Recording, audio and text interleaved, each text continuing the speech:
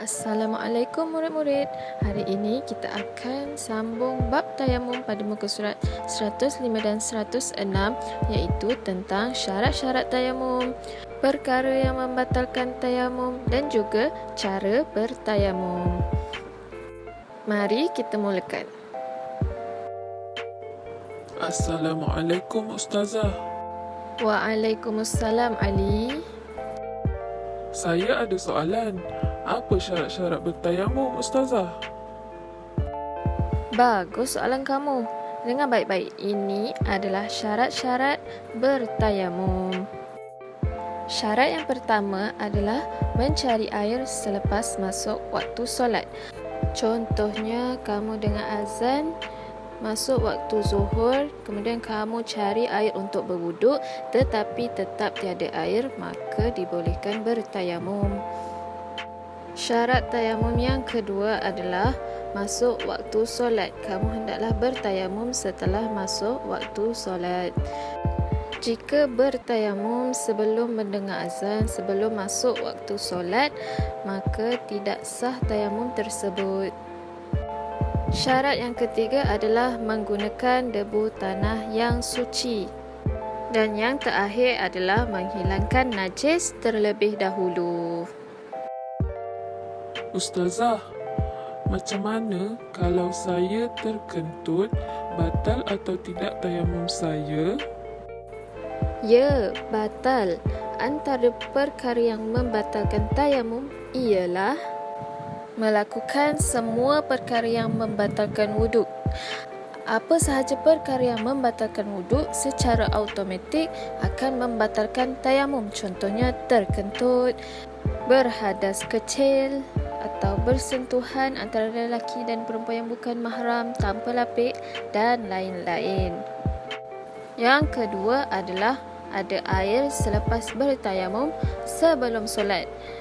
Maksudnya kamu dah bertayamum tapi belum solat, tiba-tiba kamu terdengar bunyi air, maka terbatal tayamum tersebut dan kamu perlu mengambil wuduk. Yang ketiga adalah murtad, maksudnya terkeluar daripada Islam. Perkara yang membatalkan tayamum yang keempat adalah telah luput waktu solat.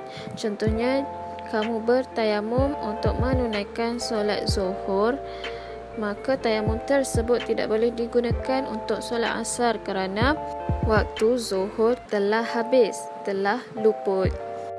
Dan yang terakhir, jika telah sembuh daripada sakit dan sudah boleh menggunakan air, maka batal tayamum dan kamu perlu berwuduk. Boleh faham? Okey, sekarang jom kita lihat tata cara bertayamum. InsyaAllah pada kali ini Ustaz akan tunjukkan cara-cara untuk bertayamum. Sebagaimana yang telah anak-anak belajar sebelum ini, anggota tayamum itu hanya ada dua, iaitu muka dan juga tangan. Dan alat untuk kita bertayamum hanya satu sahaja, iaitu menggunakan debu tanah yang suci. Di sini adalah contoh debu yang kita gunakan untuk bertayamum. Ini debu tanah untuk bertayamum. Jadi pada kali ini kita hanya akan menggunakan bedak sebagai contoh simulasi pada pagi ini. Jadi sebelum kita nak bertayamum, pastikan waktu solat telah pun masuk, baru kita boleh bertayamum. Ini langkah yang pertama.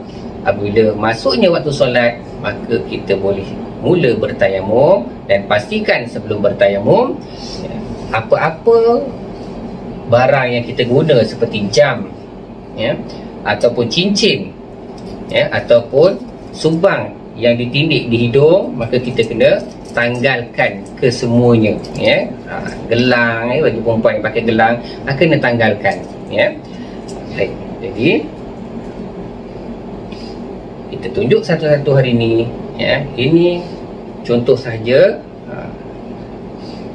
Anak-anak anggap bedak ni adalah debu tanah.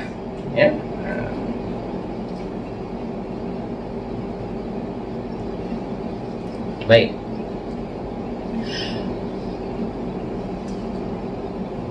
Kita mulakan bersedia dengan dua tapak tangan, yang mana kita akan gunakan kedua-dua tapak tangan ini untuk menekap di atas debu tanah. Dan ketika mana kita menekap kedua tapak tangan di atas debu tanah, maka kita berniat. Bagaimana cara nak berniat? Ya. Bismillahirrahmanirrahim. Nawaitu tayammuma istibahati salati lillahi ta'ala. Sahaja aku bertayamum untuk mengharuskan solat kerana Allah Ta'ala. Pastikan jari-jari direnggangkan. Ya. Ini adalah debu tanah yang melekat pada kedua-dua tapak tangan untuk kita sapukan di bahagian muka. Sunat untuk kita nipiskan dulu debu tersebut dengan 3 kali ketukan. Kemudian kita sapu keseluruhan bahagian muka dengan sekali sapuan. Bermula daripada bahagian atas, tekap muka, kemudian sapu keseluruhan dan tolak ke depan. Ya. Jadi untuk tayamum kita tidak perlu meratakan, ya, bahagian muka kita dengan debu. Tidak seperti berwudu. Ya. Jadi cukup sekadar dengan sekali sapuan, tak perlu kita ratakan macam kita nak pakai bedak. Ya. Okay, jadi selesai di sini dan anak-anak dapati sudah tiada debu di tapak tangan Ustaz.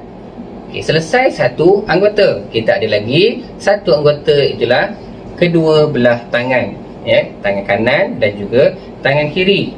Maka kita perlu melekap sekali lagi tapak tangan kita di atas debu tanah, yang mana debu tanah yang nak kita tekap ini bukan tapak yang telah kita tekap awal tadi.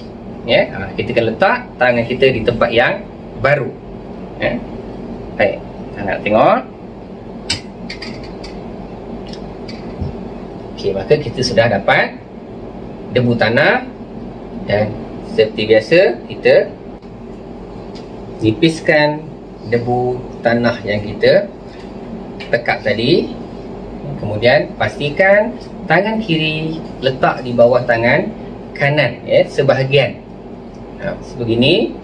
Kemudian tarik sehingga ke siku, kemudian pusing, tolak sehingga ke ibu jari kanan. Jadi tangan yang sebelah kiri dah tak ada debu. Kita ambil tangan sebelah kanan, kemudian letak di bawah tangan kiri. Ya, seperti tadi juga, ya. Kita tarik, kemudian kita pusing dan tolak sehingga ke ibu jari tangan kiri. Maka selesai kita bertayamum dan kita boleh mendirikan solat. Ya, sekadar itu dulu simulasi tayamum pada kali ini. Semoga bermanfaat untuk anak-anak semua.